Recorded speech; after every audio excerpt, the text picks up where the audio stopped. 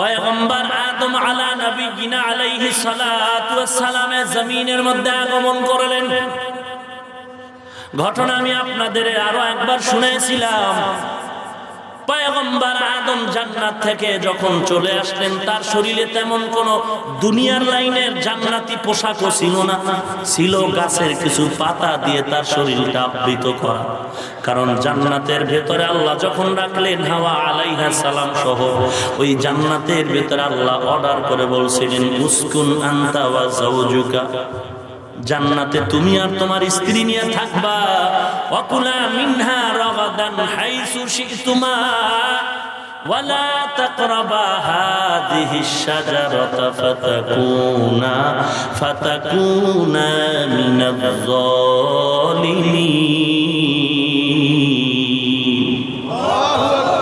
নিষিদ্ধ গাছের কাছে যাইবা না। লম্বা ইতিহাস আপনারা জানেন। শয়তান ধোঁকা দিয়ে যখন ওই নিষিদ্ধ গাছের কিনারায় গিয়া দুজনে হাত লাগাইলেন, জান্নাতের পোশাকটা খুলে গেল। এখন এই লজ্জাস্থান ঢাকার জন্য কি করবেন? আল্লাহ তাআলা অর্ডার করেছিলেন, ও আদম তুমিও কাপুর না, ওই গাছের থেকে পাতা ছিঁড়ে তোমার লজ্জা ঢেকে নাও। পাতাগুলো অনেক বড় পাতা দিয়ে আদম নবী, কেউ লিখেছেন 3টা পাতা ব্যবহার করলেন, আর আম্মা জান হাওয়া আলাইহিস সালাম তিনি 5টা পাতা নিয়ে নিজের শরীরকে আবৃত করে ফেললেন, পর্দা করলেন।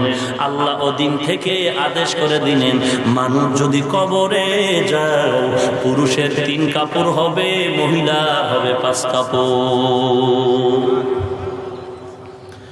কি গাছের পাতা দিয়ে শরীর আবৃত করেছেন?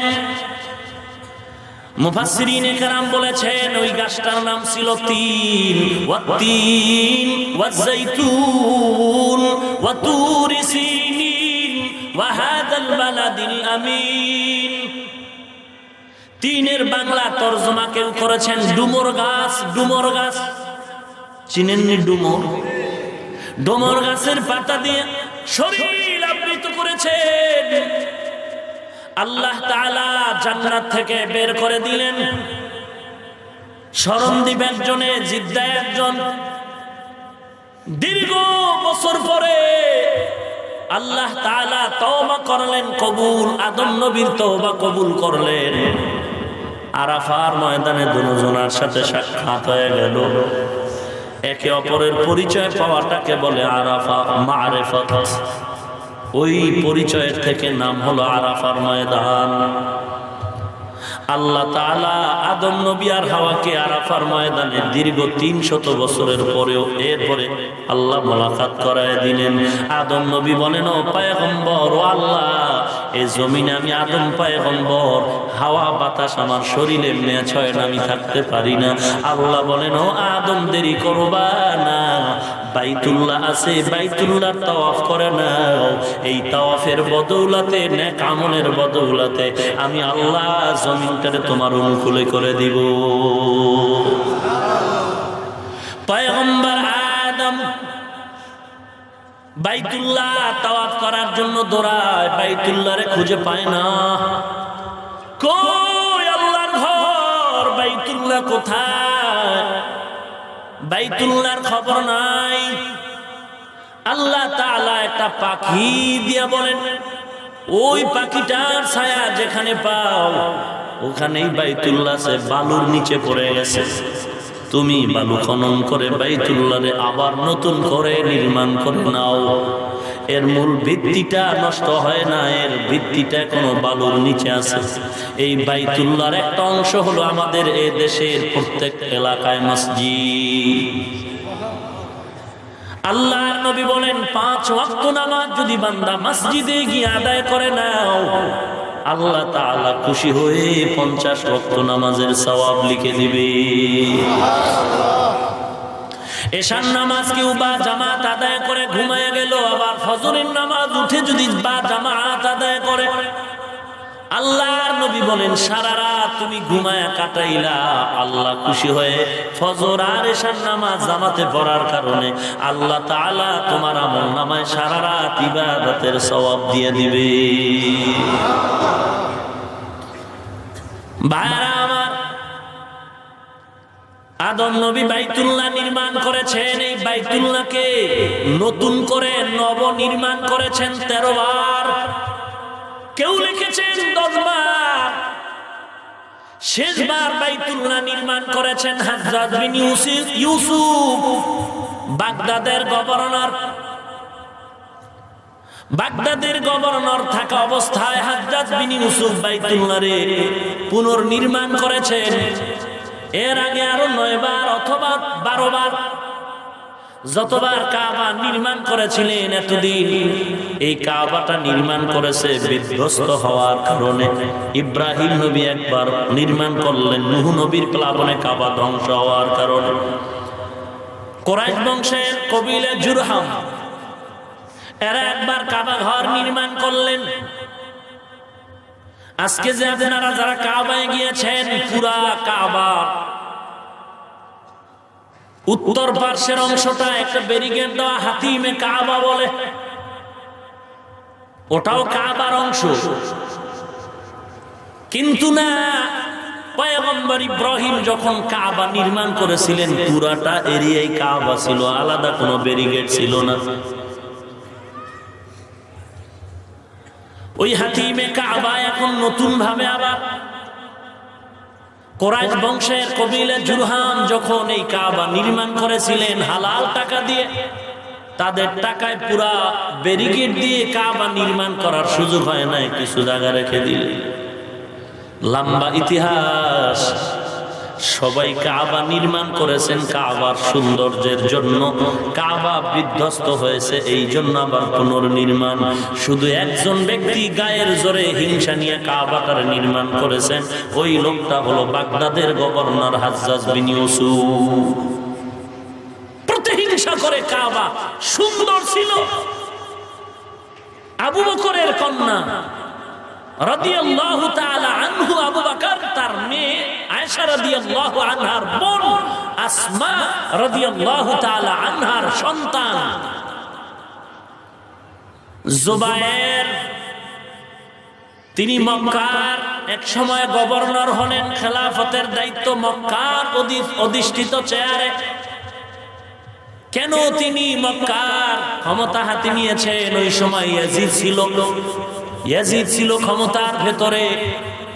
ইয়াজিদকে সবাই মানে না, এ কারণে আসমার সন্তান এসে কাবাঘর নতুন করে নির্মাণ করেছিলেন।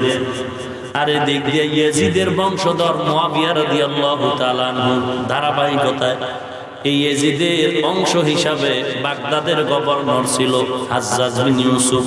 সে ছিল জুবায়েরের বিরোধী শক্তি, জুবায়েরকে হত্যা করার জন্য চেষ্টা করেছিল।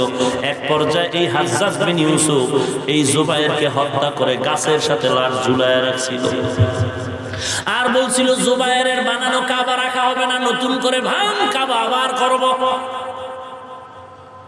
ওই কাবা হাজ্জাজ বিন ইউসুফ যেভাবে করেছিলেন বর্তমানে তেমনি ভাবেই আছে। ইয়ামানের গভর্নর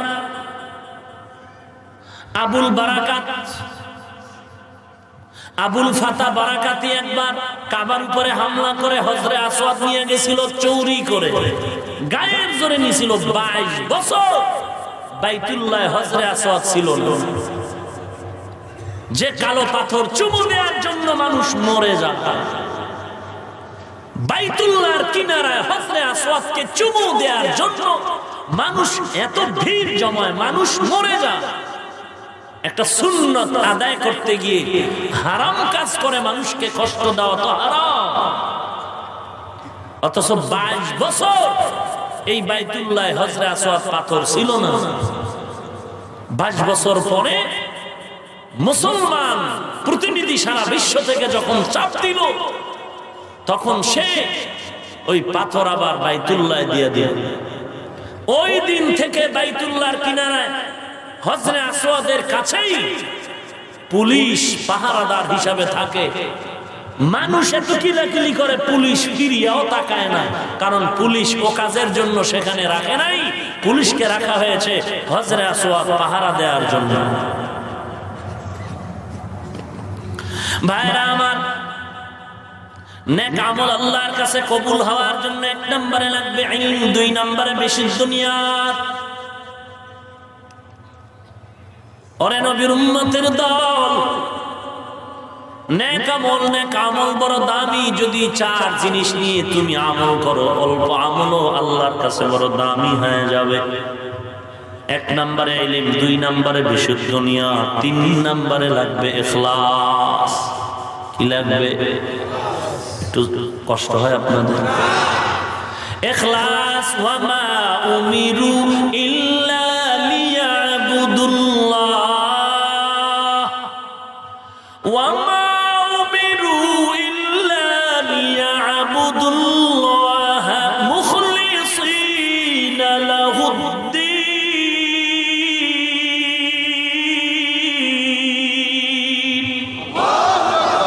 এই কালামে জিন্দা কুরআনে হাকিম, হিকমতে উলায়া জালাসতু কদিম, জামিউল ইলম ফিল কুরআনে হাকিম, তাকাসার আনহু আফহামুর রিজালি, বাখা কুরআন কালামুল্লাহ বসনো কদিমাস্তি নইনো। নেক আমল তো করি আমরা, তবে সবার আমার আল্লাহর কাছে কবুল হবে না। ওই ব্যক্তির আমলটাই আল্লাহর কাছে কবুল হবে যেই বান্দার আমলের মধ্যে 4টা জিনিস থাকবে। 1 নম্বরে আমল করার জন্য লাগবে ইলম, 2 নম্বরে লাগবে ভালো নিয়ত। ভালো নিয়ত ছাড়া আমল কবুল হবে না। 3 নম্বরে লাগবে ইখলাস। ইখলাস। আর ঢুকলাম না ভেতরে। 4 নম্বর গুণ ধৈর্য। কি লাগবে? ধৈর্য না থাকলে হবে? ধৈর্য আসেনি আমরা। কি ইমাম সাহেব কেরাত লম্বা লইছে, পরের দিনকা গাট্টি গোল করে বাড়ি যান গা। কথা কন না কেন? বড় আফসোস, খতমে তারাবির ভেতরে সারা বাংলাদেশ কোরআন খতম করা হয়। মসজিদ কমিটি মহোদয় ঢাকার বিভিন্ন জায়গায় দেখি যেই হাফেজ সাহেব দ্রুতগামী গতিতে পড়তে পারবে, প্রশংসায় পঞ্চমুখ বলে তোমার মতো হাফেজ দরকার। বুঝি আর না বুঝি 10 দিনে সাইজ, বুঝি আর না বুঝি 10 দিনে সাইজ। অথচ আপনারা ঢাকা খবর নেন, বহু মার্কেটে খতম চলে 10 দিনে, কোরআন খতম চলে খতমে তারাবি। যতই তাড়াতাড়ি বলুক না কেন, 10 দিনে খতম করলে কি একেবারে খুব শর্ট টাইমে হবে? তাহলে তারা কতটুকু ধৈর্যের পরিচয় দিয়ে নামাজ পড়েন, অথচ কি হচ্ছে আমার? কবুল হবে না তো আমল, কবুল হবে না আমল। হাদিস শরীফে আছে অনেক নামাজির নামাজকে পোটলা বেঁধে হাসরের দিন চেহারায় মেরে দেওয়া হবে। নে তোর নামাজ, তোর নামাজ নামাজের মতো হয়নি। নামাজের ভেতরে 4 জিনিস নাই, ধৈর্য নাই, ইলম নাই, ইখলাস নাই, ভালো নিয়ত নাই। ইমাম কেরাত লম্বা লইছে, পেছন থেকে কাশি আর কাশি, রেড সিগন্যাল দিচ্ছি, ইমাম কেরাত খাটো করেন না কেন? একজনে কাশি দিলে আরো 10 জনে তার সাথে সিরিয়ালে সমানে কাশি না আসলেও হুদা বসে বসে ডিস্টার্ব করে। কি নাই এই রুগী? ইমাম সাহেব সালামটা ফিরানো মাত্র ওরে দৌড়, জুতা নেওয়ারও টাইম, পায়ে যেটা ঢুকছে কয় বিসমিল্লাহর বরকতে যা পাইছি তা নিয়ে দৌড়। বাড়ি গিয়ে দেখে আর একজনের জুতা দিয়েছে। চালাক কত বাঙালি! ওই একজনে চুরি করার জন্য নারিকেল গাছের মাথায় উঠছে, তো নারিকেল গাছের মাথায় উঠে মালিক টের পায়, জোরে সামনে এসে বলে এই বেয়াদব। মালিকের আওয়াজ পেয়ে চোরায় খুব দ্রুত নেমে যায়, বলে এত বড় সাহস, নারিকেল গাছে উঠলি কেন? বলে আমি ঘাস কাটতে উঠছি, ঘাস। মালিক বলে তার ছাড়া নারিকেল গাছে কি ঘাস পাওয়া যায়? এই জন্যই তো নেমে যাচ্ছে। কত বড় বাপ্পা! ভাইরা আমার, বড় আফসোস,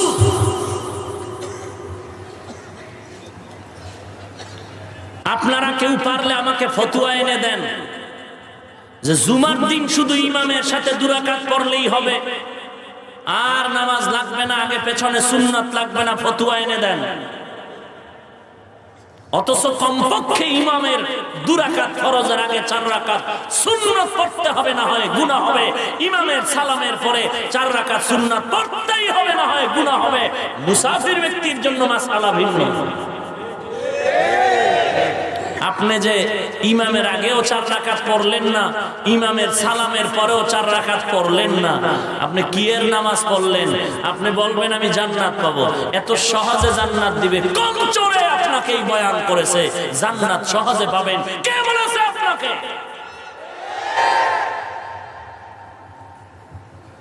মাঝে মাঝে বলি রে ভাই, হাসুরির ময়দানে আল্লাহ না করুন আমি হাফিজুর রহমান যদি বিপদগামী হয়ে যাই, আল্লাহর শপথ করে বলি হাসরের ময়দান আল্লাহ না করুন যদি আমি হাফিজুর রহমানও বিপদে পড়ে যাই, আপনাদের কারো কাছে কোনো জবাব চাওয়া হবে না। ভালো করে রেকর্ড করে নেন, ভালো করে কথাগুলো লিখে নেন।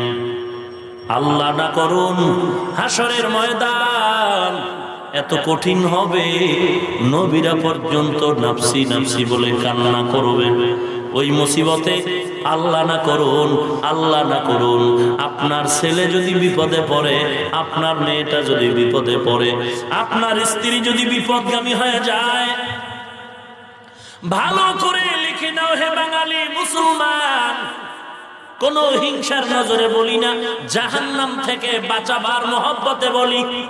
হাসরের ওই কঠিন দিন আপনার ছেলে, আপনার মেয়ে, আপনার স্ত্রী যদি বিপদে পড়ে যায়, ও তাবলীগওয়ালা ভাই, ও পীরের মুরিদ জিকির করে নেওয়ালা ভাই, ও হাজী সাহেব, 10-12 যদি কাবার গিলাফ ধরে লাব্বাইক বলেন, তাহাজ্জুদ পড়েন, জিকির করেন, পীরের দরবারে 40 বছর পড়ে থাকেন, আপনি যদি দাওয়াত ও তাবলীগে বছরকে বছর সাল লাগান, জান্নাতে নেওয়ার মহব্বতে বলছি, খোদার কসম হিংসার নজরে নয়, আপনার স্ত্রী, আপনার ছেলে মেয়ে যদি আল্লাহর আদালতে আসামির কাঠগড়ায় ধরা খেয়ে যায়, আপনাকে যত বড় আমলওয়ালা হন না কেন, আল্লাহর আদালতে আসামির কাঠগড়ায় আপনাকে জবাব না দেওয়া পর্যন্ত জান্নাতের দরওয়াজা ওপেন করা হবে না। অতএব অন্যের খবর না নিয়ে নিজের ছেলে মেয়ে স্ত্রীর হিসাব মিলান। আজরাইল পেছনে দাঁড়ানো সময় কিন্তু বেশি নয়। এই যে আদর্শনগর মসজিদ, পাশেই তো 3 তলা বিল্ডিং। আমি আজকে বাসায় বসে খবর শুনলাম, গত শুক্রবার না বৃহস্পতিবার আমার যুবক ভাই রাজু নাম মসজিদের খেদমত করে, 5 ওয়াক্ত নামাজ পড়ে মসজিদে। এই 4 দিন আগে আমি মাদ্রাসায় থেকে যাচ্ছি, 3 তলা থেকে চিল্লায় আমাকে সালাম দেয়, জানালা থেকে আমাকে চিল্লায় সালাম দিতেছে। আমি সালামের জবাব দিলাম। আজকে আমি খবর পেয়েছি বাসায় বসে, পরে রাজু ভাইও বললেন তার আব্বা হঠাৎ করে দুনিয়া থেকে চলে গেল। কির বাহাদুরি, কির দুনিয়া।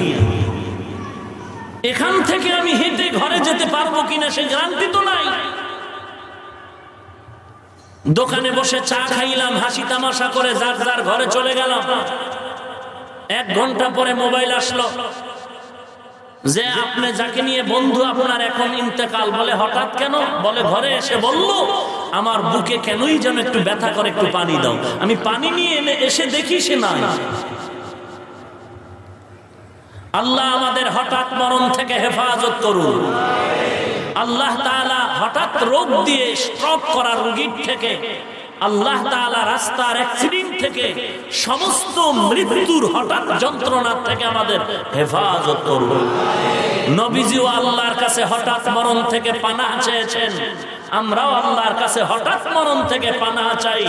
আমাদের মরণটা যেন এমনই হয়, নামাজের হালাতে, কোরআন তিলাওয়াত অবস্থায়, রমজানের রোজা রাখা অবস্থায়, পবিত্র দিন জুমার দিন অবস্থা। আমিন, আল্লাহ কবুল করুন। নেক আমল কবুল হওয়ার জন্য কতটা জিনিস লাগবে? 1 নম্বরে লাগবে ইলম, 2 নম্বরে লাগবে বিশুদ্ধ নিয়ত, 3 নম্বরে লাগবে ইখলাস, 4 নম্বরে লাগবে সবর, ধৈর্য।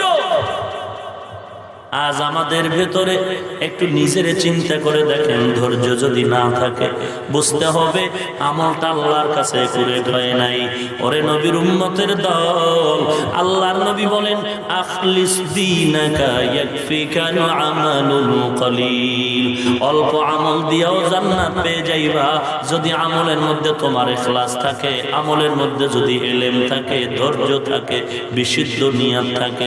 3 জন যুবক সন্তান রাস্তা দিয়ে রওনা হয়ে গেল, কোথাও সফরে যাচ্ছে। 3টা যুবক সন্তান চলছে বহু দূরের পথ। 3টা যুবক সন্তান পথ দিয়ে চলছে। হঠাৎ করে এক জঙ্গলার কিনারায় যেতে না যেতে বৃষ্টি শুরু হয়ে গেল। মুষলধারে বৃষ্টি পড়তেছে। এই বৃষ্টির থেকে আত্মরক্ষার জন্য জঙ্গলার ভেতরে এক পাহাড় পেল, বড় পাহাড়। ওই পাহাড়ের গর্তে গিয়ে 3 জন যুবক আশ্রয় গ্রহণ করলো। আল্লাহ তাআলার কুদরত, যখন ওই 3 যুবক পাহাড়ের গর্তে ঢুকলো, বিশাল একটা পাথর উপর থেকে এসে পাহাড়ের মুখটারে বন্ধ করে দিল। গর্তের মুখে পাথর এসে বন্ধ করলো। এত বিশাল ওজনওয়ালা পাথর 3 জনও ধাক্কা দিল, এটা সরানো সম্ভব নয়। পাথরটা এসে যখন গর্তের মুখ আটকায় দিল, 3 জন যুবক গর্তের ভেতরে বিপদ মুহূর্ত, ডাক দিলেও কেউ শুনবে না, কেউ বাহির থেকেও আজ করতে পারবে না ভেতরে কোনো মানুষ আছে। বৃষ্টির অবস্থায় এক অন্ধকার, গর্তের ভেতরে এক অন্ধকার, আবার পাথর, আর একটা বিপদ। পাথরের বিপদ, গর্তের বিপদ, বৃষ্টির এই বিপদ। এত বিশাল পাথর সরানোর কায়দা নাই। ওই গভীর বিপদে নিমজ্জিত হয়ে 3 জন যুবক গর্তের ভেতরে ঢুকে চিন্তায় পড়ে গেল, কি উপায় হবে আমার? এ মুসিবত থেকে বাঁচার উপায় কি? বাঁচার তো কোনো উপায় খুঁজে পাই না। 3 জন ওই গর্তের ভেতরে ঢুকে 3 জনে একটা মশওয়ারা শুরু করলো। 3 জন যুবক গর্তের ভেতরে 3টা মুসিবতে পড়ে গেল। বৃষ্টি এক মুসিবত, পাহাড়ের গর্ত অন্ধকার আর একটা মুসিবত। অন্ধকারে হলো তো হাত দিয়ে এরকম করে হাঁটা যায়, কিন্তু পাথর আটকায় দিল আর এক মুসিবত। এত ভারী পাথর সরানোর কায়দা নেই। কয়জন যুবক? মুফাসসিরিনে কেরাম কেউ লিখেছেন এরা আসহাবে রাকিম। আম হাসিবতা আন্না আসহাবাল কাহফি ওয়ার রাকিম কানু মিন আয়াতিনা আজাবা। আমি ঘটনাটা দিয়ে এতটুকু বুঝাবো যে 4টা জিনিস হলো, অল্প আমল হলে আল্লাহ জান্নাত দিয়ে দিবেন। 4 গুণওয়ালা অল্প আমল করলেও বান্দা মুসিবত থেকে নাজাত পেয়ে যাবেন। নেক আমল এত দামি এক সম্পদ। আল্লাহ বারবার ঈমানের সাথেই বলে নেক আমল করো। ওয়াল আসর ইন্নাল ইনসানা লাফি খুসর ইল্লাল্লাযীনা আমানু ওয়া আমিলুস সালিহাত। ওয়া তাওয়াসাউ বিল হক ওয়া তাওয়াসাউ বিস সবর। এখানেও নেক আমলের কথা আল্লাহ ভিন্ন আয়াতে বলেন। ও নবীর উম্মত, আল্লাহ সূরা আসরের কথা আমি এখানেও মাঠে কয়েকদিন আগেও বলেছিলাম। সূরা আসরে 4 গুণওয়ালা মানুষ জান্নাতে যাবে, এর ভেতর 1 গুণওয়ালা মানুষ হলো ঈমানের পরে নেক আমল করবে। ও নবীর উম্মতের দল, ভিন্ন আয়াতে আল্লাহ তাআলা বলেন ওয়ামান আহসানু কাওলান মিম্মান দাআ ইলাল্লাহ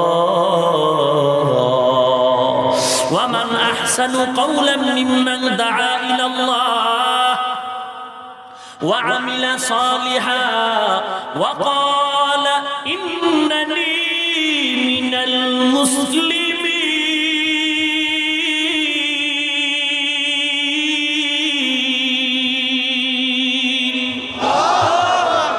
আল্লাহ তাআলা বলেন তার থেকে ভালো কথা কার হবে? যেই বান্দা নেক আমল করে এবং মানুষকে আল্লাহর দিকে ডাকে এবং দাবি করে আমি অমুক দলের নেতা, আমি অমুক মসজিদের খতিব, আমি অমুক মাদ্রাসার বড় প্রিন্সিপাল। না না, তোমার প্রিন্সিপাল গিরির দাম নাই, তোমার খতিব গিরির দাম নাই, মুহাদ্দিস গিরির দাম নাই। আল্লাহর কাছে পরিচয় হলো নেক আমল। আল্লাহ তাআলা বলেন আমি দুনিয়াতে তোমারে খতিব হইয়া মাস্তানি করবা এজন্য পাঠাই নাই, তুমি বক্তা হইয়া মানুষের সৌন্দর্যের স্লোগান নিবা এজন্য তোমাকে পাঠাই নাই। কেন পাঠিয়েছি জানো? আল্লাহ তাআলা ভিন্ন আয়াতে বলেন আল্লাযী খালাকাল মাউতা ওয়াল হায়াতা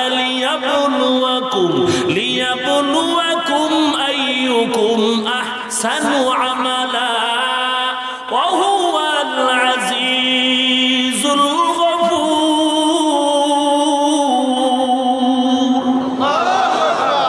ওরে নবীর উম্মতের দল, আল্লাহ তাআলা বলেন আল্লাযী খালাকাল মাউতা ওয়াল হায়াতা, আমি মৃত এবং জীবনকে সৃষ্টি করলাম। খালাকাল মাউতা ওয়াল হায়াতা লিয়াবলুয়াকুম, অবশ্যই তোমাদের পরীক্ষা করব। কিসের পরীক্ষা? আমি আল্লাহ দেখব আইয়ুকুম আহসানু আমালা, আমি দেখব তোমরা কারা ভালো আমল করো। বেশি আমল না ভালো আমল? কথা কোন মিয়া? বুঝার ব্যাপার কিন্তু। বেশি আমল না ভালো আমল? আল্লাহ বলেন নাই আইয়ুকুম আকসারু আমালা, আল্লাহ বলেছেন আইয়ুকুম আহসানু আমালা। বেশি আমল করার জন্য আমি পাঠাই নাই, ভালো আমল করার জন্য পাঠিয়েছি। বেশি আমল আর ভালো আমলে ব্যবধান আছে না নাই? অনেকে বেশি আমল করেছে, অনেক বেশি। এর ভিতরে মিস্টার ইবলিস এর মতো বেশি আমল করেন না আছে, কিন্তু ভালো যে নাই, ভেজাল লাগাইছে এক জায়গায়, সব শেষ হয়ে যায়। আল্লাহ তাআলা বলেন আইয়ুকুম আহসানু আমালা, আমি ভালো আমলের জন্য তোমাকে পাঠাইলাম। কারা ভালো আমল করো নাকি বেশি আমল? কথা কম। বেশি আমল করলাম, যদি ভালো আমল না থাকে লাভ নাই। আমল কম করো, তবে ভালো আমল করো, কাজ হয়ে যাবে। ভালো আমলের জন্য হলো 4টা গুণ। 1 নম্বরে ভালো আমলের জন্য লাগবে এলেম, 2 নম্বরে লাগবে বিশুদ্ধ নিয়ত, ভালো আমলের জন্য 3 নম্বরে লাগবে ইখলাস, ভালো আমলের জন্য 4 নম্বরে লাগবে ধৈর্য। বেশি আমল না ভালো আমল? খুব চিন্তার বিষয়। আমল তো করি, নামাজ পড়ি, যাকাত দেই, জিকির করি, ফাকরি বাঁচাই, বেশি বেশি আমল করি, কিন্তু ভালো আমল হলো কিনা এটা পরীক্ষার বিষয়। ভাইরা আমার, 3 জন যুবক মুসিবতে পড়ে গেছে। কয়টা মুসিবত? কথা কম। 1 নম্বর বৃষ্টি, 2 নম্বরে গর্তের অন্ধকার, 3 নম্বরে ভারী পাথর। বান্দা মুসিবতে পড়ে পরামর্শ করে বিপদ থেকে উদ্ধারের পথ কি? তিনজনে পরামর্শ করে বের করলো, দেখ দেখ জীবনে কোনো ভালো আমল করছুনি, ওই ভালো আমলকে ওসিলা বানায় মাওলার দরবারে চোখের পানি ছেড়ে কান্না করে দোয়া করো, ও দয়ার মালিক আমার জীবনের একটা ভালো আমল আছে, ওই ভালো আমলের বিনিময়ে তুমি পাথর সরায়া দাও। তিনজনে কয় হ্যাঁ হ্যাঁ আমার ভিতরে একটা ভালো আমল আছে। বেশি আমল না ভালো? ভালো আমল না বেশি আমল? ভালো আমল হলেই জান্নাত পাওয়া যাবে, বেশি আমল জান্নাত পাবে না, ভালো আমল দিয়ে জান্নাত পাওয়া যাবে। ভাইরা আমার, তিনজন যুবক সিদ্ধান্ত নিল হ্যাঁ ভালো আমলকে ওসিলা বানায় আল্লাহর দরবারে দোয়া করি, আল্লাহ হয়তো এই ভালো আমলের ওসিলা আমাকে বিপদ থেকে নাজাত দিয়ে দিবেন।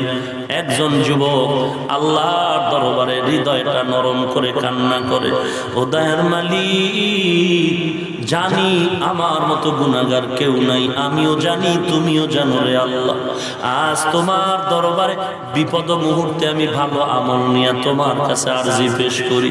ওই মুসিবত, তিনটা মুসিবত মাথার উপরে চেপে বসলো, আমার জীবনে একটা ভালো আমল আছে, ওই আমলের ওসিলায় তুমি নাজাত দিয়া দাও, পাথর সরায় দাও। যুবক আল্লাহর কাছে আবার বলতেছে সে ভালো আমলটা কি বলবো, ভালো আমল কি? প্রথম যুবক বলেন, ও আল্লাহ জীবনে আমি অন্যায়ের দিকে পা বাড়াইছি, তবে একটা ভালো আমল করেছি, আমলটা যখন ভালো হয়ে যাবে, এক মহিলা ক্ষুধার্ত একটা রুটি পেল খানার ক্ষুধা নিবারণের জন্য, রাস্তা দিয়া চলতেছে, দেখে একটা কুকুর জিহ্বা বের হয়ে গেছে ক্ষুধার তৃষ্ণায়, মহিলাটা নিজের ক্ষুধার দিয়ে না তাকায়া ওই রুটিটা যখন কুকুরকে দিয়ে দিল, গাইবি আওয়াজ, ও আল্লাহর বান্দা জান্নাত ওয়াজিব হয়ে গেছি। বেশি আমল না ভালো আমল? আহা বেশি আমল করেছেন, ভালো আমল না থাকলে উপায় নাই। বেশি আমল নয় ভালো আমল। যুবক ভালো আমল করেছেন, ভালো আমল আল্লাহর কাছে গ্রহণ হয়ে যাবে। আল্লাহ আমি এক সময় টাকার বড় মালিক ছিলাম, মানুষ আমার বাড়ি কাজ করত, মানুষ কাজের পরে আমি বিল দিয়া দিতাম। একদিন এক যুবক অর্ধ বেলা কাজ করে আমি বিল দিতে চাইলাম, বান্দার কাজে খুশি হয়ে পুরো টাকা দিলাম, সারা দিনের নিতে চাইল না, টাকা রেখে চলে গেল। দল আমিও তোমার মতো একটা যুবক সন্তান, ইদানিং যুবকের লাশের খবর তাকায় দেখো, কয়দিন আর যৌবনের চাহিদা পূরণে মাস্তানি করো, এমন কোন দিন নাই যুবকের লাশের খবর নাই, কয়দিনে জমিনের মধ্যে বাহাদুরি করো। ওরে নবীর উম্মতের দল, কতদিন আর পাগলামি করবারে যুবক ভাই, যেখানেই পারো দেখো একটু ভালো আমলের ছোঁয়া পাও কিনা, তবে হিংসা যেন না থাকে। তাবলিগে দৌড়াও, সেখানেও যদি ভালো পাও আমলটারে মজবুত করে নাও। কোন খাঁটি আল্লাহওয়ালা যদি পাও, কান্নাওয়ালা বুজুর্গ পাও, তার হাতে হাতটা লাগায় তুমি আল্লাহর মহব্বতে ভালো আমলওয়ালা হও। পেট ব্যথা আমার, পেট ব্যথা আপনার। আপনি পেট ব্যথার ঔষধ নিলেন হোমিওপ্যাথিক ঔষধ নিয়ে আপনার ব্যথা ভালো। আমি হোমিওপ্যাথিক ঔষধ খেলাম না, আমি খেলাম এলোপ্যাথিক, আমারও পেট ব্যথা ভালো হয়ে গেল। একই রোগে রোগী আপনি আমি, কিন্তু ঔষধ আপনার আলাদা, আমার কোয়ালিটি আলাদা। পেট ব্যথার রোগী আপনিও আমিও, আমি এলোপ্যাথিক ঔষধ খেয়ে ভালো হয়েছি আলহামদুলিল্লাহ, আপনি হোমিওপ্যাথিক ঔষধ খেয়ে ভালো হয়েছেন আলহামদুলিল্লাহ। আপনার পেটে ব্যথাটা আপনি ক্যানভাসারের হালুয়া খায়া ভালো হয়েছেন আলহামদুলিল্লাহ। আপনার পেটে ব্যথা কবিরাজের সরিষার তৈল পরা পানি পরা খেয়ে ভালো হয়ে গেছেন আলহামদুলিল্লাহ। কিন্তু আমিও আপনাকে হিংসার নজরে বলবো না, আমি এলোপ্যাথিক খাইলাম তুই খাইলি না কেন, তুই ধ্বংস বলা যাবে? বাংলা আওয়াজ বুঝেন? হোমিওপ্যাথি গলা বলতে পারবে না আমি হোমিও খাইছি, তুই এলোপ্যাথি খাইলি কেন, তুই তার সেরা। আপনি ক্যানভাসারওয়ালাকেও খারাপ বলা যাবে না। খবরদার, পেট ব্যথার রোগী যেখানে গিয়েই ভালো হবে, শুকর আদায় করো লোকটা ভালো হয়ে গেছে। আপনি আমি জাহান্নামের রোগী, আপনার অন্তরেও গুনাহ, আমার অন্তরেও গুনাহ। চোখ দুইটো বন্ধ করলে সারা জিন্দেগির পেছনে যদি তাকাই, গুনাহ আর গুনাহ।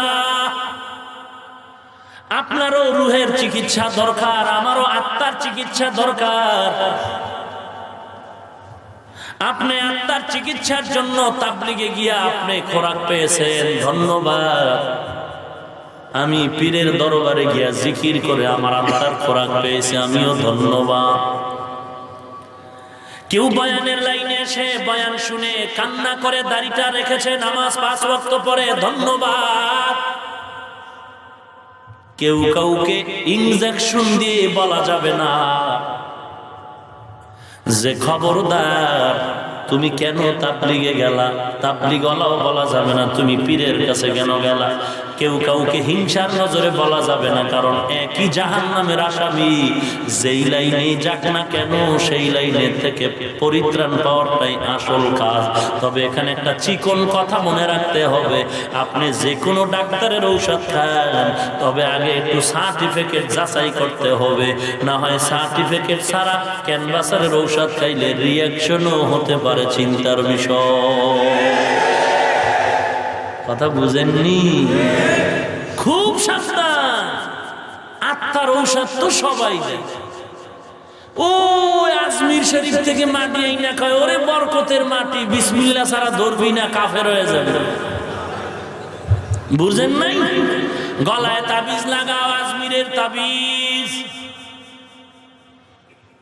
টাকা দাও, আমি আজমিরে বছরে 10 বার যাই, আমাকে তোমরা 1000 করে টাকা দাও। যে নিয়তে দিবা সে নিয়ত পূরণ হয়ে যাবে। যেই লোকটা চায় আগে দেখতে হবে তার সার্টিফিকেট ভালো না দুর্বল। লোকটার আমল আখলাক যদি ভালো মনে হয় তো কথার ভিতরেও ভালো একটা অ্যাকশন হবে, ভেজালওয়ালা কথা বলবে না। অতএব আপনি যে কোনো আল্লাহওয়ালার কাছে যাবেন, যেখানেই যাবেন আগে দেখবেন নবীর সুন্নাত আসেনি, কোরআনের বিশুদ্ধ তিলাওয়াত আসেনি। যদি কোরআনের তেলাওয়াত না থাকে, পর্দা না থাকে, হালাল হারামের ভেদাভেদ না থাকে, সুন্নতের আমল না থাকে, এটা ঔষধ বিক্রেতা নয়, এটা সার্টিফিকেট বিহীন ওই রাস্তার মাটি বিক্রি করনেওয়ালা ক্যানভাসার। আল্লাহ আপনি আমাদের হেদায়েত দান করুন। ভাইরা আমার, যুবক বলে রে মালিক, এই গভীর অন্ধকারের মুসিবতে তোমার দরবারে ক্ষমা চাই। যেই যুবক ছেলেটা আমার কাছে টাকা রেখে চলে গেল, আমি ওই টাকাটা নিজে ভাঙতে পারতাম। টাকা আমি নিজের জন্য খরচ না করে একটা বকরি কিনেছিলাম। বকরি কিনার পর বিশাল একটা পাল হয়ে গেল। ওই টাকাওয়ালা যুবক আমার বাড়ির সামন দিয়া যাওয়ার সময় আমার দরজায় এসে বলে, রে ভাই, আমার ফেরতের টাকাগুলো আমার কাছে ফিরাইয়া দাও। আমি তারে সমপরিমাণ টাকা দিয়ে দিলেই তো হয়ে যাইত। আমি আল্লাহর ভয় অন্তরের মধ্যে জমা করিয়া আমি বলছিলাম, ও ভাই, ওই ময়দানের ভিতরে যত বকরির পাল দেখো সব তোমার, সব তুমি নিয়ে যাও। বকরির পাল নিয়ে বাড়ি যাও। এই আল্লাহ, ওই যুবক বলে, এগুলো তো আমার না, এগুলো তো আমি করি নাই। বলে, তোমার রেখে যাওয়ার টাকা আমি ফালায়া রাখি নাই, আমি এ দিয়া লাভের সংসার চালাইছি, তোমার জন্য এগুলো করেছি। আমি একটু কষ্ট করেছি, বিনিময়ে আমি আল্লাহর দরবারে চাই তুমি নিয়ে যাও, তোমার টাকার এই সব বকরি নিয়ে যাও। ও মালিক, এই আমলটা শুধু তোমার মহব্বতের জন্য করেছি। আমি ইচ্ছা করলে বকরি সব রাইখা টাকা দিয়ে দিতে পারতাম, আমি শুধু জাহান্নামের ভয়ে এই আমলটা করেছি। ও আল্লাহ, এই কাজটা যদি তোমার কাছে পছন্দ হয়, তুমি আমাদের এই বিপদ মুহূর্তে পাথরটা গর্ত থেকে সরায় দাও।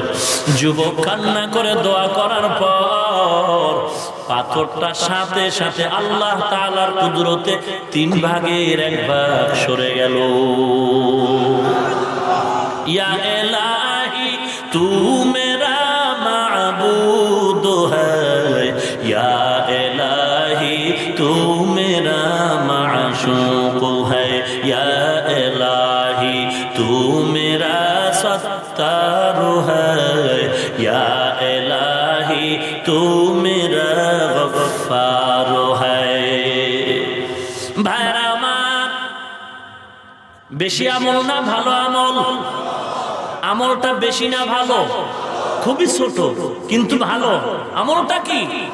ভালো আমলের বড় দাম। আল্লাহ তাআলা জন্য বলেন, আইয়ুকুম আহসানু আমালা। আমি ভালো আমল কে করো এটা দেখবো, বেশি আমল কে করো এটা দেখবো না। আমি ভালো আমল দেখবো, বেশি আমল দেখবো না। ওরে বান্দা, এই জন্য যে ভালো আমল করব, বেশি আমল ছেড়ে দিব, কিন্তু কোন আমলটা যে ভালো হবে আপনারও জানা নাই, আমার জানা নাই। কি আমল করেন আপনি আমি? অথচ খাজা মঈনুদ্দিন চিশতি আজমিরি রাহমাতুল্লাহ আলাইহি ইতিহাস পড়ে দেখেন, জীবনে তাহাজ্জুদের নামাজও তার ছুটে নেই। শাহজালাল রহমাতুল্লাহ আলাইহি কত বড় ওলিয়ে কামেল, আল্লাহর মোহাব্বতের রশিটারে গলায় লাগাবার কারণে জীবনে বিবাহটাও করেন নাই। এরপরও মরণ পর্যন্ত শুধু কান্নার আওয়াজ, কবরে কি উপায় হবে আমার, অন্ধকার কবরে কি উপায় হবে আমার। মরণ থেকে তো কেউ পালাতে পারে না রে বাবা। মরণ থেকে যতই পালাও, মরণ তোমায় নিবে ঘিরি। যদিও সুদূর আকাশ পানে লুকাও, সে তায় লাগিয়ে সিঁড়ি। নদী পথে নৌকা চালাও ও মাঝি ভাই, বেলা ডোবার আগে আমি ওপার উঠতে চাই। ডুবে গেলে বেলার আর উঠে না, ভেঙে গেলে বেলার আর জমে না। নদীর পার ভাঙে ও পার করে, এই তো নদীর খেলা। সকাল বেলার ধনী রে তুই ফকির, সন্ধ্যা বেলা কোটি টাকার মালিক। দেখো অভাব হয় না দূর, গরিব ঘুমায় আরাম করে মনটা বাহাদুর। ফেরাউনের লাশটা দেখো মিশর জাদু ঘরে, খায় না মাটি পোকা মাছি সবাই ঘৃণা করে। হৃদয়ে থাকিবে যার নম্রতা সদা, রহমত আসিবে সেথা প্রভুর ওয়াদা। বড়র বড়াই থাকলে দিলে রহমত আসবে না, নিজেকে নিজে ছোট মনে করিও সদা। উঁচু জমিন থেকে পানি নিচু জমিনে যায়, তেমনি খোদার রহমত আসে নম্রতার হৃদয়। ভোগবিলাসের বাড়ি গাড়ি পরে রবে সব, ভোগবিলাসের বাড়ি গাড়ি পরে রবে সব। থাকতে সময় স্মরণ করো আল্লাহ আমার রব, থাকতে সময় স্মরণ করো আল্লাহ আমার রব। আমাদের রবকে জিহ্বাটা নারায় মহব্বতে বলেন কে? আরো মহব্বতে ডাক দেন কে? ইন্নাল্লাযীনা ক্বালু রাব্বুনাল্লাহু সুম্মা ইসতাকামু ফালা খাউফুন আলাইহিম ওয়ালা হুম ইয়াহজানুন।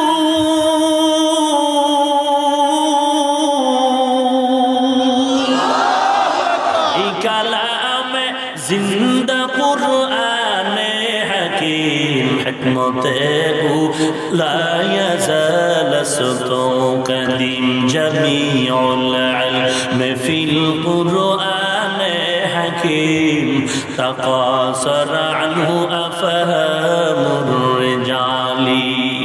ও আল্লাহর গোলাম, ও বাড়ির মালিক, ও গাড়ির মালিক, তুমি যদি মরে যাও গায়ের জামাটাও পর্যন্ত বেলের দিয়া কেটে কেটে রেখে দিবে, কিছুই সঙ্গে যাবে না রে ভাই।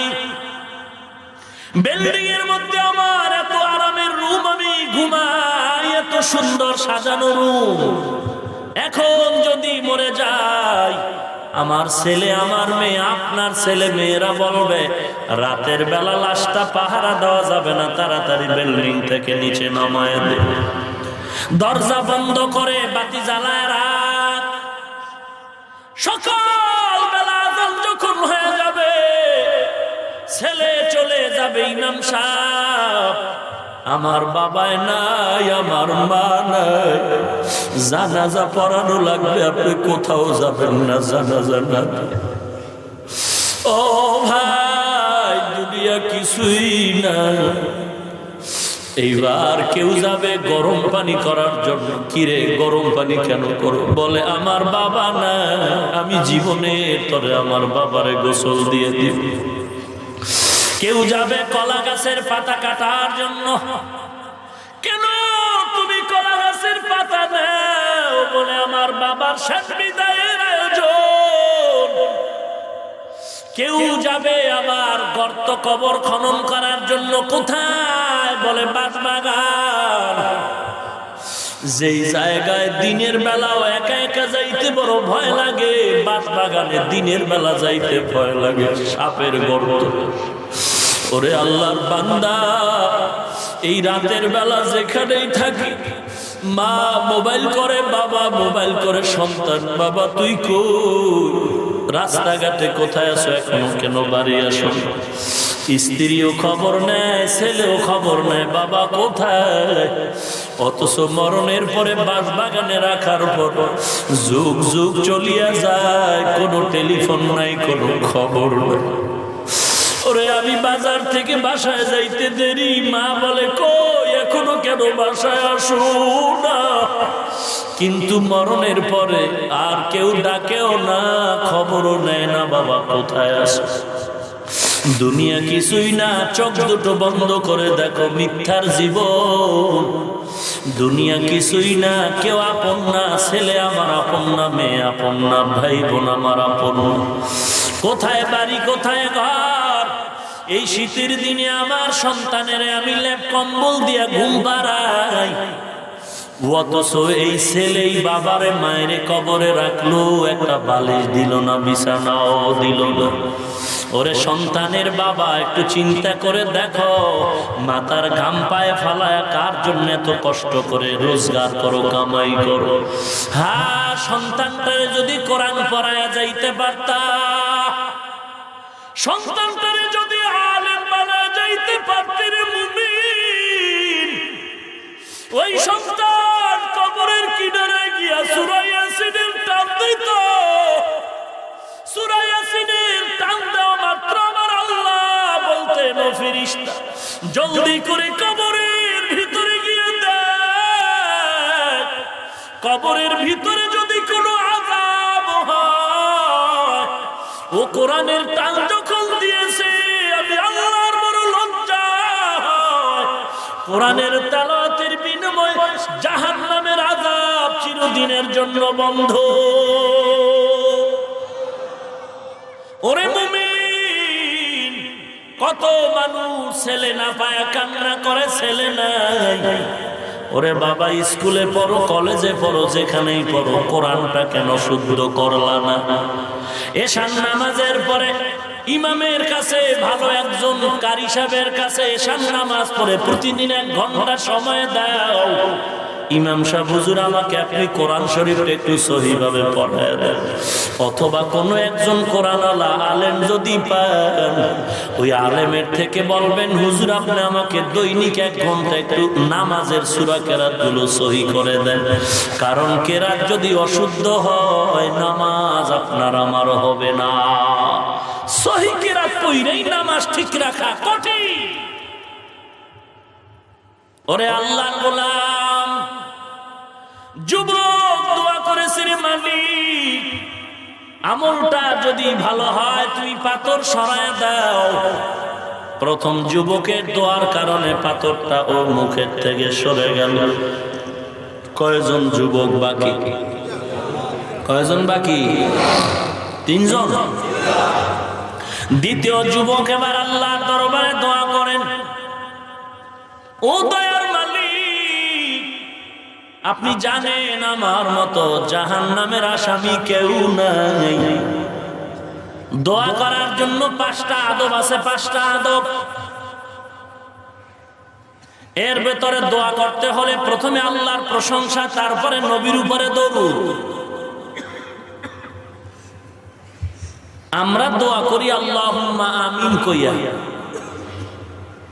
দোয়ার আদব হলো প্রথম আল্লাহর প্রশংসা, আর আল্লাহর প্রশংসা সব থেকে বেশি যেটার হক আদায় হবে এই শব্দটাই হলো আল্লাহ নিজেই শিখায় দিলেন আলহামদুলিল্লাহি রাব্বিল আলামিন। সব প্রশংসা কার? তাহলে দোয়া করার আদব হলো আল্লাহর প্রশংসা, আর এই প্রশংসা করতে হলে প্রথমে এই শব্দ দিয়েই দোয়া করা, এটা বুজুর্গানে দিনের তরিকা, নবীজির তরিকা। আলহামদুলিল্লাহি রাব্বিল আলামিন, এরপরে নবীর উপরে দরুদ, ওয়াসসালাতু ওয়াসসালামু আলা সাইয়্যিদিল আমবিয়া ওয়াল মুরসালিন। এরপরে নিজের অপরাধ আল্লাহকে বলা, আল্লাহর প্রশংসা, নবীর গুণগান। এরপরে বলবো আল্লাহ আমার মতো জাহান্নামের আসামি কেউ নাই। আয় আল্লাহ, আমি এই অন্যায় করেছি, ওই অন্যায় করেছি, এগুলো আল্লাহর কাছে বলে দাও। ডাক্তারের কাছে রোগের কথা না বললে ঔষধ কিভাবে পাবেন? দোয়ার আদব, আয় আল্লাহ আমি অমুক জায়গায় অন্যায় করেছি, তুমি জানো অমুক দিন অন্যায় করেছি আল্লাহ। সব অন্যায়গুলো পেশ করার পরে এরপরে বলতে হবে আল্লাহ আপনার মতো দয়াময় কেউ নাই, আপনার মতো প্রেমময় কেউ নাই, আপনার মতো গফফার কেউ নাই, আপনার মতো সত্তার কেউ নাই। ওই নামের ওসিলায় আমাকে মাফ করে দেয়। ভাইরা আমার,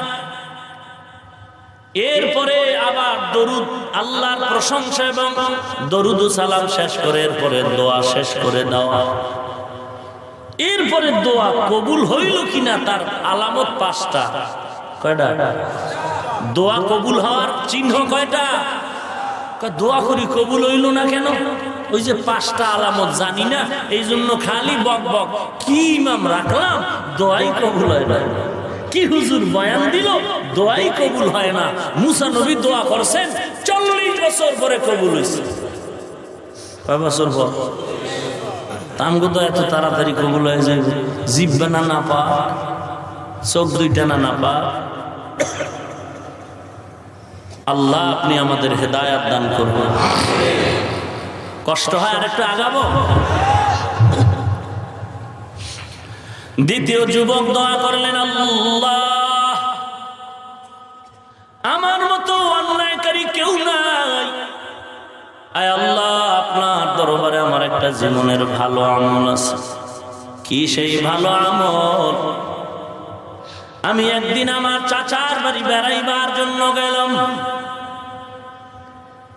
চাচার বাড়ি বেড়াইবার যাওয়ার জন্য আমি চাচার বাড়ি যখন হাজির হয়ে গেলাম, চাচার বাড়ি গিয়া দেখি চাচাও নাই, আমার চাচিও নাই। চাচার বাড়িতে কেউ নাই, আছে আমার একমাত্র উপযুক্ত চাচাতো বোন। আমিও ঘরের ভেতরে প্রবেশ করলাম। চাচার ঘরে আমার বোন ছাড়া কেউ নাই, আমার চাচাতো বোন ছাড়া কেউ নাই।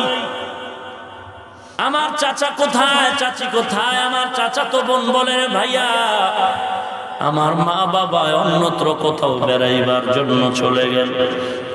ঘরের ভিতরেও আল্লাহ আমার চাচাও ছিল না, আমার চাচিও ছিল না। আমি যৌবনের চাহিদার তাড়নায় পড়ে আমার চাচাতো বোনকে একা পেয়ে আমি হামলা শুরু করেছিলাম। আমি অন্যায় ভাবে আমার চাচাতো বোনের উপরে আক্রমণ করতে গিয়ে আমার চাচাতো বোনটাকে যখন আমি মাটির মধ্যে ফালায় দিলাম, ও ঘরের দরওয়াজাও বন্ধ, জানালাও বন্ধ, ঘরে চাচাও নাই, কেউ নাই, আমার বোন ছাড়া আর আমি ছাড়া। আমি যখন আমার বোনের বুকের উপরে বসলাম, আমি হঠাৎ করে তাকায় দেখি বোনের চোখ বেয়ে বেয়ে পানির ফোঁটাগুলো গাল বেয়ে পড়তেছে।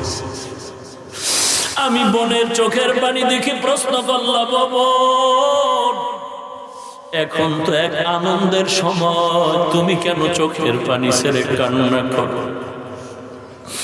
চাচা তো বোন জবাব দিল, রে ভাই, তুমি জানো আমার ঘরে আমার মাও নাই, বাবাও নাই, এই ঘরের দরওয়াজাও বন্ধ, জানালাও বন্ধ, আমার মাও দেখে না, বাবাও দেখে না, ঘরের ভিতরে কেউ দেখে না, তবে আমি ভয় করি আমার মাওলা,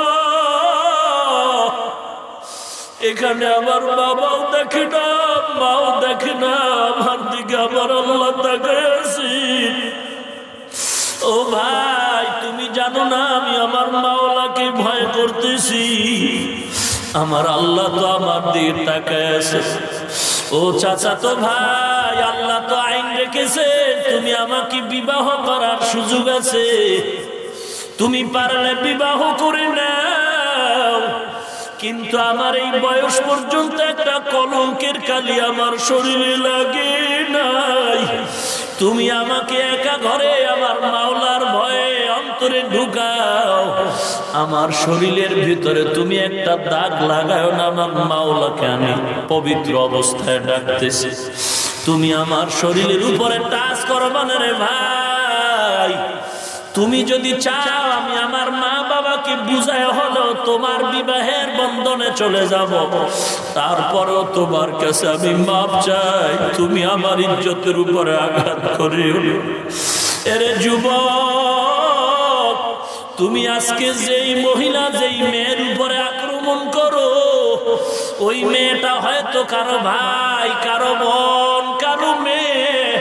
তুমি যদি আজকে খবর পাও তোমার ফুটন্ত গোলাপ বোনের উপরে কেউ হস্তক্ষেপ করেছে, ইজ্জতে আঘাত করেছে, আমার মনে হয় তুমি যদি ভালো সন্তান হও, ওই লোকটারে তুমি খামাখা ছেড়ে দিবা না। তাহলে তুমি যেই মেয়েটার উপরে আঘাত করো ইজ্জতের উপরে, ওই মেয়েটার ভাইও তো এরকম বরদোয়া করে, কষ্ট পায়। বাবা পায়ে হাত রেখে বলি, জাহান্নামের পথ থেকে ফিরে যাও রে বাবা। যুবক কান্না করে বলে, আল্লাহ, আমার বোনের চোখের পানি দেখে আমার ভয় ঢুকে গেল, আমি দ্রুত বুক থেকে নেমে গেলাম, আমি ইচ্ছা করলে জোর করেও পারতাম, আমি আপনার মহব্বত আর জাহান্নামের ভয়ে অন্যায় করি নাই। ও আল্লাহ, এ আমলটা যদি আপনার দরবারে পছন্দ হয়, দয়ার নজরে আমাদের এই বিপদ থেকে পাথরটা সরায়া দেন। যুবক বলতে দেরি হয়, পাথরটা 3/2 ভাগ গুহার মুখ থেকে সরে যায়। আল্লাহ আল্লাহ क्या मुबारक नाम है, अल्लाह अल्लाह आशिकों का काम है, अल्लाह अल्लाह ইচে শিরিনি সিতো নাম শিরে শকর মিকুনাদ জানাম তামা। ভাইরা আমার, 3 নাম্বার যুবক আল্লাহর দরবারে দোয়া করা শুরু করলেন, আয় আল্লাহ, জীবনে এমন কোন গুনাহ নাই যে গুনাহ আমি করি নাই রে আল্লাহ, তবে জীবনে একটা ভালো আমল আমার আছে।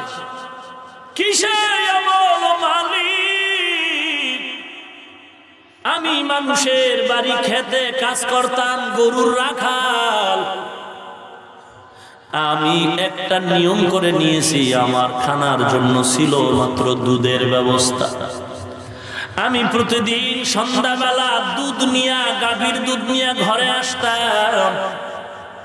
ঘরে আইসা আমি সবার আগে আমার বৃদ্ধ বাবা, বৃদ্ধা মাকে আগে দুধ পান করায়া, এরপরে আমার ছেলে মেয়ে স্ত্রীকে দুগ্ধ পান করাইতাম, এর আগে কাউকে দিতাম না। ও দয়ার মালিক, আমি আমার মা বাবাকে এত মহব্বত করতাম রে আল্লাহ, একদিনের ঘটনা রে আল্লাহ। এরে যুবক কান লাগা শোন, একটু ভালো করে শুনে নাও। কই তোমার মা, কই তোমার বাবা? অনেক সন্তানের খবর পাই, বিবাহ করে যে সন্তান কই থাকলো মা বাবার খবর নেয় না। কোরবানির ঈদের দিন সব ঘরে ঘরে আনন্দের আওয়াজ, মহিলা বুড়া মা আর বুড়া বাবা দরজা জানালা আটকায় ভেতরে বসে কান্না করে। কি ব্যাপার তোমাদের ঘরে আনন্দ নাই? মা কান্না করে, ও বোন এই সন্তানটারে বড় কষ্ট করে লেখাপড়া শিখেছি, ছেলেটার যখন পরীক্ষা আমি মা ঘুমাই নাই, রাতের আধারে যায় নামাজ বিছাইয়া আল্লাহর দরবারে কান্না করেছি, রে মালিক তুমি আমার সন্তানটারে পরীক্ষায় পাশ করায় দাও। এই সন্তানের বড় করতে গিয়া কত খানা খেতে পারি নাই, ঘুমাতেও পারি নাই। আর সন্তানটা বিয়া করলো জানি না, সন্তান বিয়া করে বউ নিয়ে কোথায় থাকে তাও জানি না, কোনো খোঁজ খবরও নাই, একবারও টেলিফোনও দেয় না। সন্তানের খবর না পেয়ে আমরা নিঃস্ব হয়ে আছি। ঈদের দিন চলে যায়, আমাদের কপালে কোনো আনন্দ নাই। ওই আল্লাহর বান্দা দোয়া করে, ও দয়ার মালিক আমি আমার মা বাবাকে দুধ পান না করে আমার ছেলে মেয়ে আমার স্ত্রীকে দিতাম না। একদিন আমি বাসায় আসতে সন্ধ্যা হয় না, অনেক দেরি হয়ে গেল। একটু ভেজালে পরে আমি বাসায় আসতে অনেক রাত হয়ে গেল। দুধের পেয়ালা ঘরে নিয়ে যখন আসলাম, ঘরে ঢুকে দেখি আমার মা বাবা ঘুমায় গেছে, কেউ এখন আর সজাগ নাই। আর আমার সন্তানগুলো ক্ষুধার তৃষ্ণায় পেট পিঠে লেগে গেল। আমার সন্তানগুলো দেখি মাটির উপরে এরকম গড়াগড়ি খায় ক্ষুধা। আমি আমার মা বাবার ঘুমেও ডিস্টার্ব করি নাই যে মা বাবা বড় কষ্ট পাবে। আমি মা বাবার শিয়রে দুধের পেয়ালা নিয়ে দাঁড়ায় থাকলাম। আমি অপেক্ষায় রইলাম, আমার এই দুগ্ধ আমার মা বাবার মুখে না দিয়া আমি আমার ছেলে মেয়ে কাউকে দিব না। মাও ঘুমায়, বাবাও ঘুমায়, ঘরের ভেতরে আর কেউ নাই। আমার মা বাবাও জানে না আমি যে দুধের পেয়ালা নিয়ে দাঁড়ায় আছি। এদিক দিয়ে আমার স্ত্রীও ক্ষুধা তৃষ্ণার্ত পাগলের মতো হয়ে গেল। বেশি আমার সন্তানগুলো ক্ষুধার যন্ত্রণা আমাকে ডাক দিয়ে বলে, আব্বু খানা দাও, দুধ দাও। সহ্য করতে পারি না রে বাবা, আমি আমার মাকে দুধ না পান করা আমি পান করবো না। আমি দুধের পেয়ালা নিয়ে শক্ত মনে দাঁড়ায় রইলাম। এক পর্যায়ে বাচ্চাগুলো আমার পা জড়ায় জড়ায় কান্না করে, আমার পা ধরে বলে, ও বাবা ক্ষুধার যন্ত্রণা সহ্য করতে পারি না, তাড়াতাড়ি তুমি আমাদের দুগ্ধ দাও। আমার পা জড়ায় জড়ায় আমার ছোট ছোট বাচ্চাগুলো কান্না করলো। আমি একবারও বাচ্চার দিকে তাকাইলাম না। আমি আমার মাকে মাথার তাজ বানায়া বাবার মুখে আমি বরকত মনে করে দুধ দিব এই নিয়তে দাঁড়াইলাম।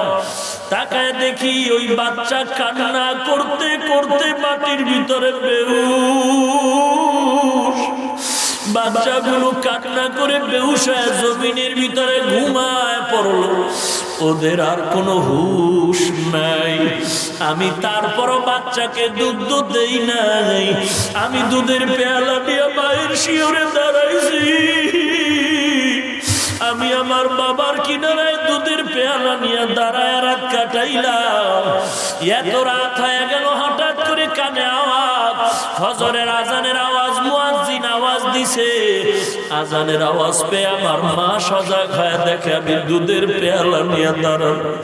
আমার বাবাও তাকায় দেখে আমি বাবার জন্য দুধের পেয়ালা নিয়ে দাঁড়ানো। আর পাশে তাকায় দেখে বাচ্চাগুলো আমার পায়ের কিনারায় পড়ে ঘুমায়। আমার দিয়ে তাকায় বলে, বাবা এই আমার নাতির দুধ দিছো। আমি বলেছি না মা আমার সন্তানের দেই নাই। কেন দাও নাই? বলে মা আমি চেয়েছি তোমাকে আমি আগে দুগ্ধ পান করাবো, এরপরে আমার বাবাকে পান করাবো, তারপরে আমার সন্তানরে দিব। আসার পরে দেখি তুমি সজাগ নাই, আমি ডাক দেই নাই, তোমার ঘুমে নষ্ট, তুমি কষ্ট পাইবা, আমি আমার সন্তানের দেই নাই। আমার মা পাগলের মতো বলে, রে সন্তান কি করলি?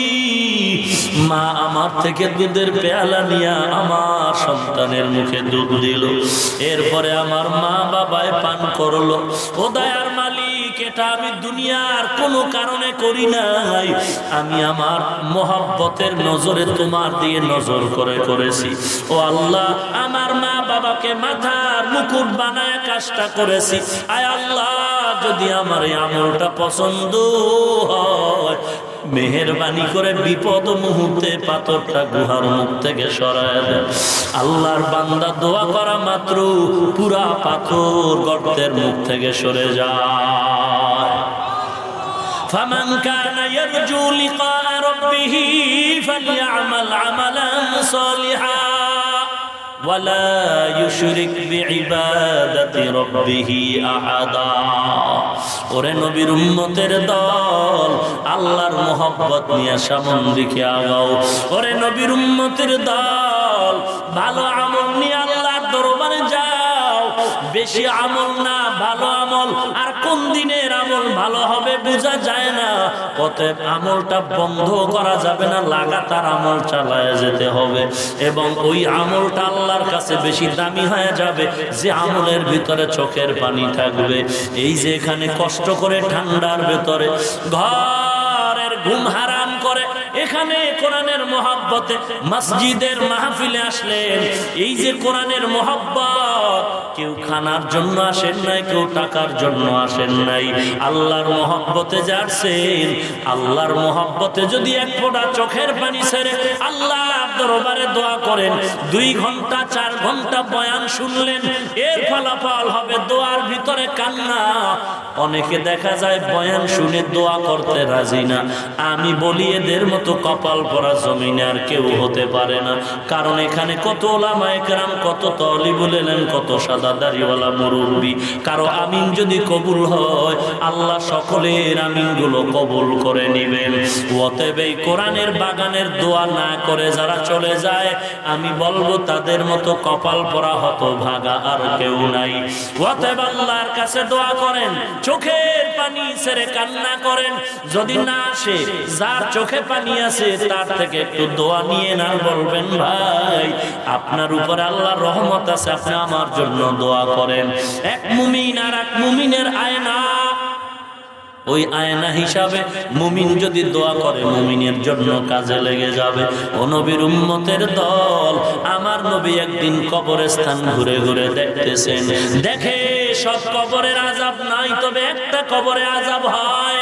আল্লাহর কাছে আল্লাহর নবী বললেন, আল্লাহ এ কবরে কাল্লার যে আগুন জ্বলতেছে, আল্লাহ তাআলা আমার নবীকে জানাইলেন একটা যুবকের লাশ। এ যুবক, পা দুটো আগায় দাও, আমি তোমার পায়ে হাত রেখে বলি।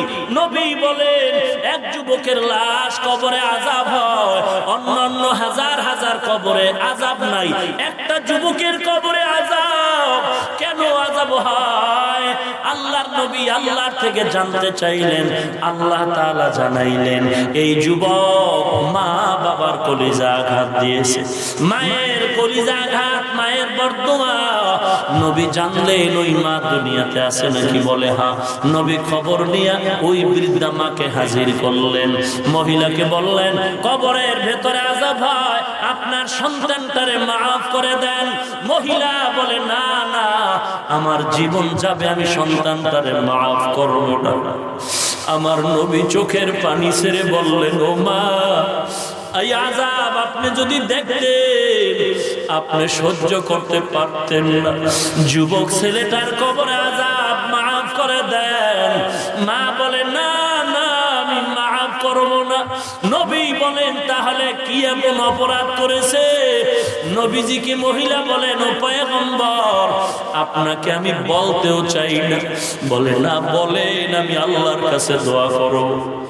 মহিলা ডাক দিয়া বলেন, ও পয়গম্বর, এই সন্তান এক সময় অন্যায়ের পথে ছিল, আমি বাধা দিয়া এমন সময় ভালো লাইনে আনার জন্য চেষ্টা করলাম, এক পর্যায়ে সন্তান আমার উপরে ক্ষিপ্ত হয়ে গেল। এমন ক্ষিপ্তই হলো, এক পর্যায়ে সে আমার মাথার উপরে এমন একটা বাড়ি মেরেছে, আমার মাথাটা ফেটে রক্ত প্রবাহিত হয়ে গেল, আমার মাথার থেকে রক্ত পড়ে আমি বেহুশ। আমি আল্লাহর কাছে তখন বলেছিলাম, আল্লাহ, এই শাস্তির মজা তুমি তারে বুঝাইও, তবে দুনিয়াতে না, কবরে যাওয়ার পর। কারণ দুনিয়াতে যদি আযাব দাও আমি মা দেখে সহ্য করতে পারবো না, দুনিয়ার কষ্ট সহ্য করতে পারবো না, কবরে আযাব দিও। আল্লাহর নবী যখন মহিলার কষ্ট বুঝতে পারলেন, আল্লাহর কাছে বললেন, আল্লাহ, তুমি মহিলার সামনে আযাবটার একটু দেখায় দাও, কি আযাব হয়। মহিলার সামনে যখন ওপেন হয়ে গেল, দেখে সন্তান কবরে আগুনে জ্বলতেছে। এই দেখে মহিলা চিৎকার মেরে বেহুশ হয়ে পড়ে নবীকে হুঁশে এসে বলেন, ও পয়গম্বর, আমি আমার সন্তানকে মাফ করে দিলাম। ওরে নবীর উম্মতের দল, অনুরোধ করে যাই, দুনিয়া কিছুই না, চোখ দুটো বন্ধ হলে কই ছেলে, কই মেয়ে, কই গাড়ি, কই বাড়ি, কিছুই না। আমরা টুপিদারির কারণে, নামাজ পড়ার কারণে, নবীর সুন্নতের আমল করার কারণে আমরা কেউ অশান্তিতে নাই, অসম্মানে নাই রে আল্লাহর বান্দা। আল্লাহ এত শান্তি আর সম্মান এই নবীর সুন্নতওয়ালাদের দান করেছেন, দুনিয়াতে কোটিপতিরাও এত সম্মান আর শান্তিতে নাই। অতএব চালাকি ছেড়ে দাও, 5 ওয়াক্ত নামাজ আদায় করো, দাড়ি লম্বা করো, মা বাবার খেদমত করো, সন্তানগুলোকে কমপক্ষে কোরআনটা সহিভাবে পড়ায় নাও, নিজের মেয়েকে, ছেলেকে, স্ত্রীকে কোরআন পড়াও, কোরআনটা শুদ্ধ করে পড়াও, নবীজির সুন্নতের উপরে আমল করে নাও। ওরে নবীর উম্মত, আর যার মা দুনিয়ায় নাই, যার বাবা দুনিয়ায় নাই, আল্লাহর নবী বলেন, ওই মা বাবার কবরে যদি একটু শান্তির ব্যবস্থা করতে চাও, মেহেরবানি করে 3টা রাস্তা নবী বাতায় দিয়েছেন, এর ভেতরে একটা দান সদকা করো। নেককার ছেলে মেয়ে যদি রাখো, এটাও কবরের শান্তির ঠিকানা। অথবা দান সদকাও যদি করো মা বাবার নামে, এটাও শান্তির ঠিকানা। অতএব আপনার সন্তান যদি থাকে, আপনি কোরআন শরীফটা পড়ান, টুপি মাথায় দেন, নবীর সুন্নতওয়ালা বানান, এর দ্বারা আপনিও নাজাত পাবেন, এর বংশ যারা কবরে তারাও নাজাত পাবে। 2 নাম্বার, আপনি ভালো ভালো আল্লাহর পথে দান সদকা করেন। সুযোগ হয়েছে, এতিম আইয়া হাত বিছাইলো, আপনি কখনো না বলবেন না, 5 টাকা পারলেও দিয়ে দেন, না বলার দরকার নাই, আপনি 10 টাকা দিয়ে দেন। এই শীতের ভিতরে আপনি লেপ কম্বল গায়ে দিয়া ঘুমান। কত এতিম আছে, একটা লেপ কিনার টাকা নাই, শীতের কাপড় কিনার টাকা নাই। আপনি যদি একটা কম্বল দিয়া দেন, একটা শীতের পোশাক দিয়া দেন, এটা আল্লাহর কাছে বড় কবুল হয়ে যাবে। গরিব অসহায়ের সহযোগিতা শুধু রোজার মাসে করবেন, কে বলেছে আপনাকে? সব সময় করেন আল্লাহর কাছে। কোন সময়ের দানটা কবুল হয়ে যাবে আপনি তো বলতেই পারবেন না। অতএব আল্লাহর মহব্বতে বলছি, দান সৎকার হাত বাড়ায়া দেন, এতিমের উপরে রহমতের নজর রাখেন, নিজেও দানের হাত বাড়ায়া দেন। মসজিদে যখন পারেন, মাদ্রাসায় যখন পারেন, আল্লাহর ঘরে দান করেন। দানের হাত কখন আপনি গুটায় রাখবেন না। আল্লাহর মহব্বতে নিয়ত করলেও সওয়াব হবে, অন্তর চায়নি, আল্লাহর পথে সাধ্য মতে